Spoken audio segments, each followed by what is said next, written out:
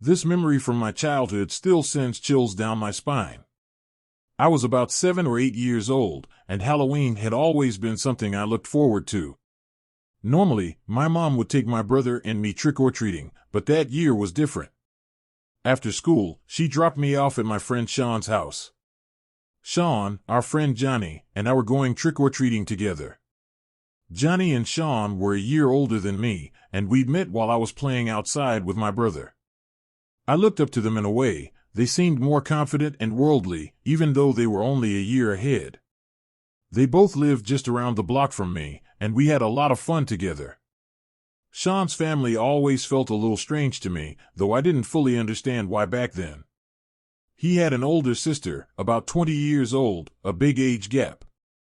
She wasn't warm or friendly and barely acknowledged me when I was over. She always had some guy over, too, and she seemed like she was more Shawn's babysitter than his sister.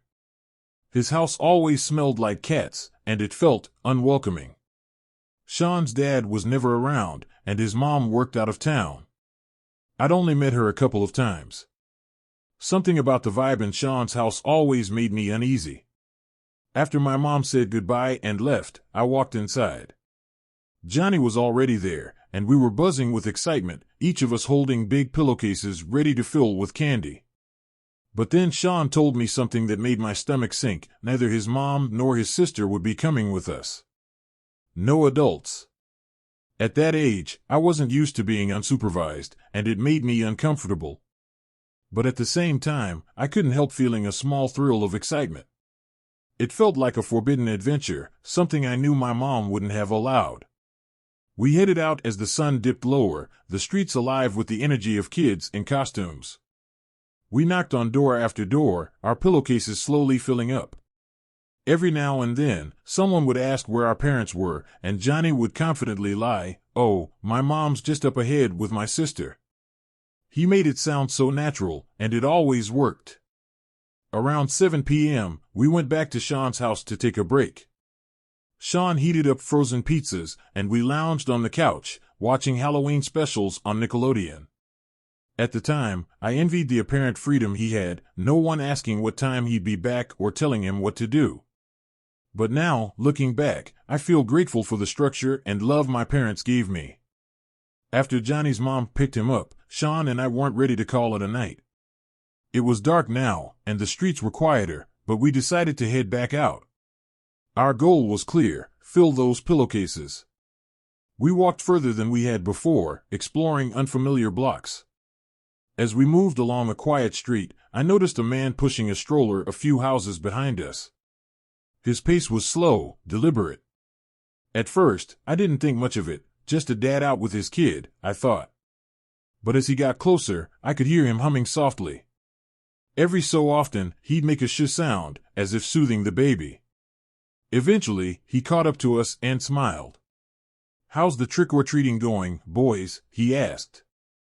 His voice was friendly, but there was something about his tone I couldn't quite place. "Good," we both replied, a little unsure.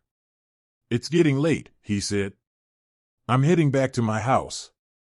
I could give you the rest of my candy." Shawn and I exchanged excited glances. Free candy? This was the dream. Shawn asked, "What kind of candy?" "Oh, lots of different bags," the man said. "Didn't give much away tonight. Took my daughter out instead." He gestured to the stroller. "She's asleep, though, so I don't want to wake her." The stroller was covered by a canopy, and we couldn't see inside. Something about it made me uneasy, but I pushed the thought aside. He pointed up the street and said his house was nearby. We followed him, walking a few paces behind. As we walked, he kept asking us questions: where we lived, what school we went to. I let Shawn answer, feeling too nervous to speak. Every so often, he'd lean down to the stroller and coo softly, smiling back at us like nothing was wrong. When we reached his house, he stopped and unlocked the door. "Come on in," he said. "I'll grab the candy bags." Shawn stepped inside first, and I hesitated before following. The man pushed the stroller into the living room and told us to wait by the door. Something about the whole situation felt off.